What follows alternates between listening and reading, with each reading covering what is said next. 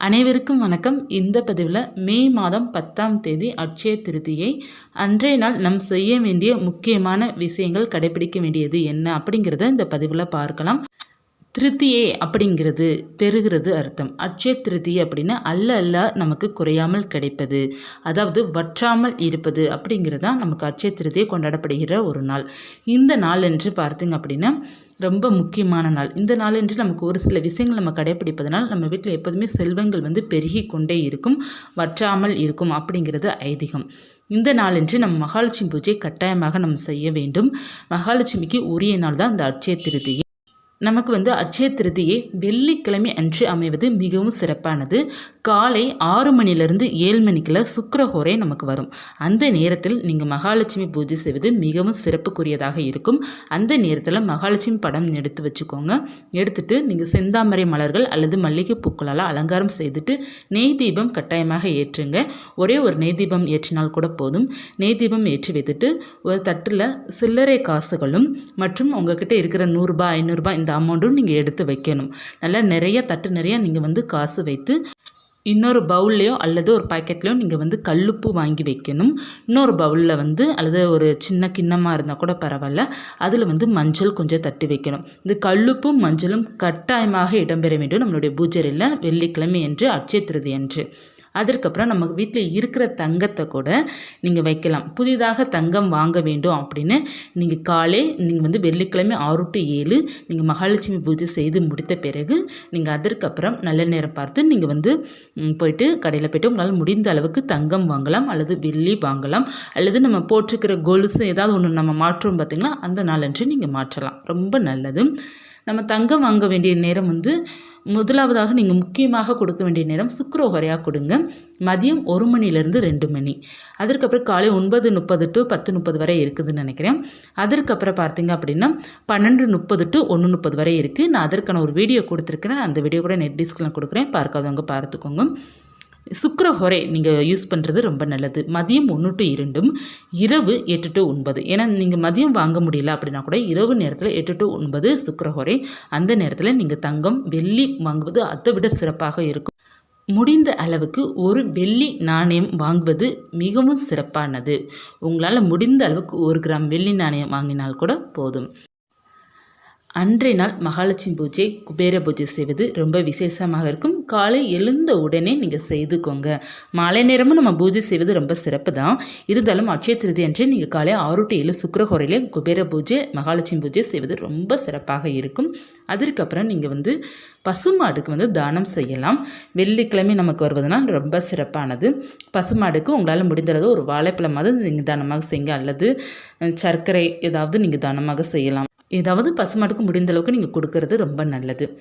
அதற்கப்புறம் பார்த்தீங்க அப்படின்னா குலதெய்வ பூஜை பண்ணுவது ரொம்ப சிறப்பாக இருக்கும். நிலைவாசலில் காலையிலே நீங்கள் மஞ்சள் குங்குமம் பொட்டு வைத்து மாவிலை தோரணை முடிந்தால் கட்டலாம். அப்படி இல்லைன்னா பூக்களால் அலங்காரம் செய்துட்டு ஒரு நெய் தீபம் அங்கே ஏற்றி வைத்து வழிபாடு செய்யுங்க. அப்புறம் அதுக்கப்புறம் மாலை நேரம் பார்த்தீங்க அப்படின்னா உங்கள் வீட்டில் இருக்கிற குத்து விளக்கு, காமாட்சி அம்மன் விளக்கு எல்லாம் தீபம் ஏற்றி வைத்து வீட்டில் இருக்கிற ஏதாவது புதிதாக நீங்கள் வாங்கிட்டு வந்திருக்கீங்க பொருள் அப்படிங்கிறது, அதாவது தங்கமோ ஏதோ வாங்கியிருக்கீங்க அப்படின்னா மாலை நேரம் வைத்து நீங்கள் பூஜை செய்யுங்க. ஏலக்காய் தீபம் ஏற்றி வைத்து பூஜை செய்யுங்க. மகாலட்சுமி தாயாருக்கு ஏலக்காய் மாலை போட்டு அலங்காரம் செய்து பூஜை செய்யுங்க. ரொம்ப சிறப்பாக இருக்கும்.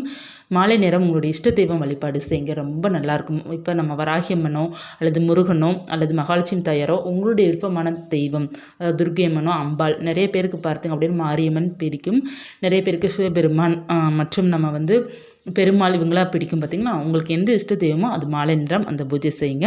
செய்துட்டு வழிபாடு செய்யுங்க. அன்றைய நாள் பார்த்தீங்கன்னா கல்லுப்பும் மஞ்சளும் கட்டாயமாக வாங்குங்க. புதிதாக வாங்குங்க. வீட்டில் ஏற்கனவே கல்லுப்பு இருக்குது அப்படின்லாம் நினைக்காதீங்க. ஒரு கல்லுப்பு பாக்கெட்டும் ஒரு மஞ்சளும் மதியம் 1 மணிலேருந்து 2 மணி சுக்கிரஹோரையில் வாங்குங்க. அப்படி இல்லை என்றால் இரவு 8 to 9 கூட நீங்கள் வாங்கலாம், அல்லது காலை நீங்கள் நல்ல நேரத்தை பார்த்து கூட நீங்கள் வாங்கலாம். கல்லுப்பும் மஞ்சளும் கட்டாயமாக வாங்குங்க. போதும். முடிந்தால் மல்லிகைப்பூ வாங்கலாம், வெல்லம் வாங்கலாம், பச்சரிசி வாங்கலாம். நமக்கு மங்களகரமான பொருள் குங்குமம் இதெல்லாம் நம்ம வாங்கலாம், ரொம்ப நல்லது. ஜவ்வாது வாங்கலாம். அதற்கப்புறம் பார்த்தீங்க அப்படின்னா நம்ம கல்கண்டு இருக்குது பார்த்திங்களா, கல்கண்டு வாங்கி நீங்கள் சுவாமிக்கு அந்த நாள் என்று, அதாவது வெள்ளிக்கிழமை என்று அட்சய திருதி என்று நீங்கள் கல்கண்டும் அவளும் நீங்கள் பார்த்தீங்க அப்படின்னா நெய்வேத்தியமாக வைப்பது ரொம்ப சிறப்பு. காலை அல்லது மாலை. காலை நீங்கள் வந்து பால் பாயாசமோ அல்லது சர்க்கரை பொங்கலோ வைக்கலாம். முடியல அப்படின்னா நீங்கள் மாலை நேரம் வைக்கலாம். ஏதாவது ஒரு இனிப்பு வகையான நெய்வேத்தியம் வைத்து வழிபாடு செய்யலாம். ரொம்ப நல்லதுங்க. நம்ம வந்து இந்த நாளன்று என்னெல்லாம் செய்கிறோமோ அதெல்லாம் நமக்கு பெருகும். நீங்கள் பூஜை செய்கிறீங்க அப்படின்னா உங்களுக்கு நல்ல ஒரு பூஜையை நன்றாக நீங்கள் செய்கிற யோகத்தை உங்களுக்கு கடவுள் கொடுப்பாங்க. அதனால் ஏதாவது புதிதாக பொருள் வாங்குறீங்க அப்படின்னா அந்த பொருள் உங்களுக்கு அதிகமாக சேரும். அந்த நாளன்று செய்ய வேண்டியது பக்கத்தில் இருக்கிற ஆலயத்திற்கு போயிட்டு வழிபாடு செய்துட்டு வாங்க. வீட்டில் பூஜை செய்யுங்க. யார் கூடயும் அந்த நாளன்று சண்டை போடாதீங்க. மகிழ்ச்சியாக பேசுங்க. அது உங்களுடைய கணவரோ பிள்ளைகளும் யாரையும் பார்த்தீங்க அப்படின்னா கஷ்டப்படுத்தாதீங்க, திட்டாதீங்க. அந்த நாளன்று எது செய்தாலும் நமக்கு பெருகும் அப்படிங்கிறது இருக்கின்றது. அதனால் நீங்கள் வந்து சண்டை போடாமல் நல்லா சமாதானமாக சந்தோஷமாக வாழுங்க. அந்த நாளன்று நிச்சயமாக நீங்கள் எல்லா நாளுமே மகிழ்ச்சியாக வாழ முடியும். அந்த திருப்தியை எல்லாமே நம்ம பண்ணுறது எல்லாமே பெருகும். வீட்டுக்கு ஏதாவது ஒரு பொருள் புதிதாக ஏதாவது ஒன்று வாங்க வேண்டும், அல்லது நம்ம வந்து வீட்டுக்கு தேவையான பொருட்களோ அல்லது நம்ம வந்து இப்போ பொங்கல் செலிப்ரேஷன் நிறைய வருது பார்த்திங்கன்னா, அதற்காக ஏதாவது நீங்கள் வந்து ட்ரெஸ் எடுக்கணும்னா கூட நாளை தினம் நீங்கள் எடுத்துக்கொள்ளலாம். எடுத்து நீங்கள் வந்து அதை பயன்படுத்தலாம். எது வாங்கினாலும் நமக்கு பெருகுங்க. எல்லா பொருட்களும் உங்களால் முடிந்த பொருட்கள்லாம் நீங்கள் வாங்குங்க. தங்கம் வாங்க முடியாதவங்க கூட வெள்ளி வாங்குங்க. வெள்ளியும் வாங்க முடியல அப்படின்னா கூட கல்லுப்பும் மஞ்சளும் வாங்கினால் போதும். கடவுள் நிச்சயமாக உங்களை அடுத்த அட்சய திருதிக்கு உங்களை நல்ல வசதியுடன் நல்ல ஒரு பொருள் வாங்குகிற அளவுக்கு யோகத்தையும், ஒரு புதிய பொருள் வாங்குகிற யோகத்தையும், தங்கம் வாங்குகிற யோகத்தையும் கொடுப்பாங்க. வெள்ளிக்கிழமை அட்சய திருதி அன்று நீங்கள் பூஜை செய்யும்போது முடிந்த அளவுக்கு வெற்றிலை பாக்கு வாழைப்பழம் வைக்க நீங்கள் வந்து ட்ரை பண்ணுங்கள். ஏன்னா அது வைப்பது ரொம்ப நல்லது. நம்மளுடைய வீட்டில் இருக்கிற தங்கம் வைக்கும்போது அந்த தங்கத்தை வந்து நீங்கள் வந்து மஞ்சள் நீரில் சுத்தம் பண்ணிவிட்டு அதை தொடச்சி எடுத்துகிட்டு நீங்கள் சுவாமி பாதத்தில் வச்சுருங்க. அப்படி இல்லைன்னா சுவாமி படத்திற்கு நம்ம போடுற மகாலட்சுமி படத்திற்கு நம்ம வீட்டில் இருக்கிற நெக்லஸ், கவுனர் மாதிரிலாம் வச்சுருப்போம் பார்த்திங்களா, செயின், இதெல்லாம் நீங்கள் வந்து சுவாமி படத்திற்கு வந்து சுத்தப்படுத்திட்டு போடலாம். ரொம்ப நல்லதுங்க. இந்த பதிவு உங்களுக்கு உபயோகமாக இருந்துச்சுன்னா லைக் பண்ணுங்கள். இது போன்ற தகவல் தெரிந்து கொள்ளலாம் சேனல் சப்ஸ்கிரைப் பண்ணி வச்சுக்கோங்க. நன்றி.